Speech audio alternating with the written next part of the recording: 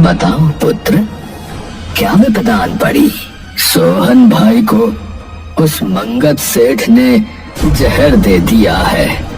अगर कुछ नहीं किया तो थोड़ी ही देर में उसके प्राण चले जाएंगे। गुरुदेव, भाई की सहायता कीजिए। सहायता तो मैं कर दूंगा, पर बदले में तुम्हें अपनी कीमती वस्तु देनी होगी। आप चाहे प्राण ले लीजिए, परंतु भाई को बचा लीजिए। ऋषि तभी कुछ मंत्र पढ़ने लगते हैं। सहायता करो महादेव, उस बच्चे की सहायता करो।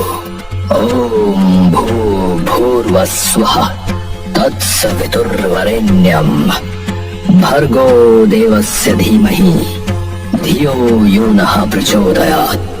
तभी सोहन को होश आ जाता है। वो देखता है कि वो गांव की नहर में है। मैं यहाँ कैसे आया? तभी सोहन नहर से बाहर आता है। अरे, मैं यहाँ कैसे आया? और हरिया कहाँ है? फिर सोहन मंगत सेठ के घर की ओर चल पड़ता है। यहाँ भी नहीं है। सोहन को घर के बाहर खड़ा देखते ही शबाना और मंगत दोनों का सर चकरा जाता है। अरे, ये कैसे यहाँ आ गया? हे भगवान, अब क्या करें? ये पक्का अपने कागजों के लिए आया है। मैं तांत्रिक को जानती हूँ, उनके पास चलते हैं, वो इन सबका इलाज अच्छे से निकाल सकते हैं।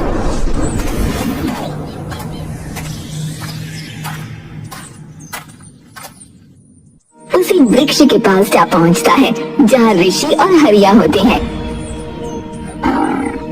अरे हरिया, तू यहाँ क्या कर रहा है? और मुझे क्या हो गया था?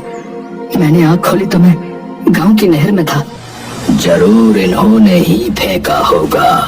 अरे तो बोल ना, तो बोल क्यों नहीं रहा है? और गुरुदेव, आप भी यहाँ पे? क्या हुआ?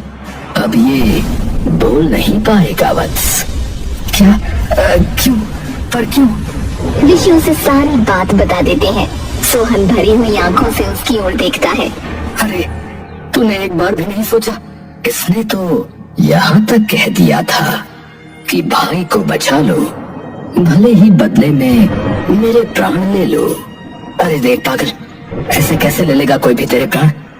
अभी तो हमें अपने खेत में खूब सारी फसल उगानी है। हमारे खेत के कागज कहाँ गए? जरूर उन्होंने लिए होंगे।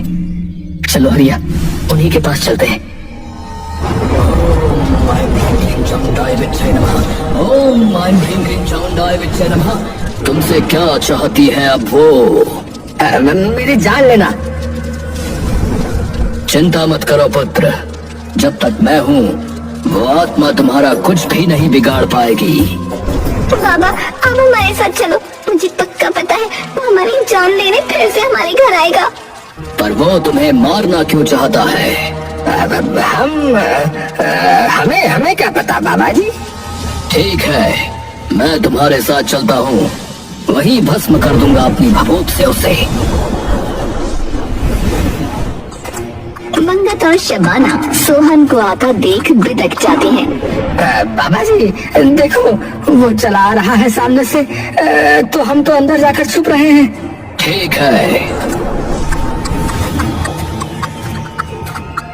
ओम ह्रीं क्लीं चामुंडाय नमः। ओम ह्रीं क्लीं चामुंडाय नमः। अरे अरे बाबा जी, ये क्या कर रहे हैं आप? तांत्रिक ये देखकर एकदम से चौंक जाता है। तू तो भूत नहीं है। मैं इंसान हूँ बाबा, भूत क्यों हूँगा मैं? तभी वो तांत्रिक उन्हें सारी बात बताता है। ओम ऐं ह्रीं क्लीं चामुंडाय विद्महे नमः। झूठ, मैं कोई भूत वूत नहीं हूँ। और मारना ये लोग चाहते थे मुझे, और मार भी दिया था। वो तो शुक्र है मेरे हरिया का।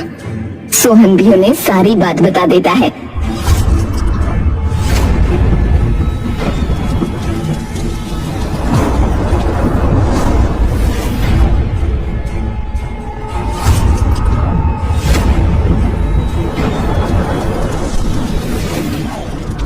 तुम चैत्य वृक्ष को देख पाए? हाँ, पर आप ऐसे क्यों पूछ रहे हैं? क्योंकि पुत्र, हर कोई उस वृक्ष को नहीं देख पाता। अरे दिव्य है वो वृक्ष, अत्यधिक साफ मन होना चाहिए उसे देखने के लिए।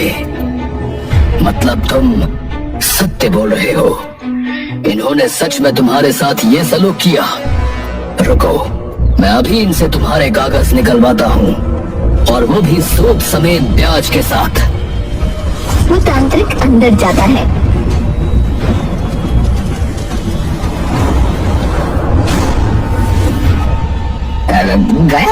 गया वो? ऐसे नहीं जाएगा, बहुत ही शक्तिशाली भूत है और बहुत ही गुस्से में है। तो जब तक तुम उसे उसके कागजात और उसके कर्ज के पैसे वापस नहीं दे देते, वो नहीं जाएगा। पर भूत क्या करेगा उसका? मुझे क्या पता, पर अगर नहीं दिए तो इस पूरे घर को वो अपने वश में कर लेगा। और वो ये भी कह रहा था कि आपकी पत्नी से नौकरों की तरह काम करवाएगा। अरे नहीं, जो मांग रहे दे दो। अरे दे दो, अपने साथ मुझे भी मरवाओगे क्या?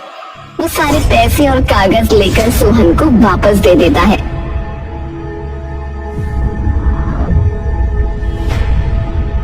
वैसे ये जीवित है, भूत नहीं है वो। क्या? तो हमारे पैसे तो वापस दे दो। कोई पैसा वैसा नहीं मिलेगा, जो करना है वो करो। और पुलिस में गए तो याद रखना, तुम ही फंसोगे। धन्यवाद पापा जी। चल रहे हरिया अपने खेत में।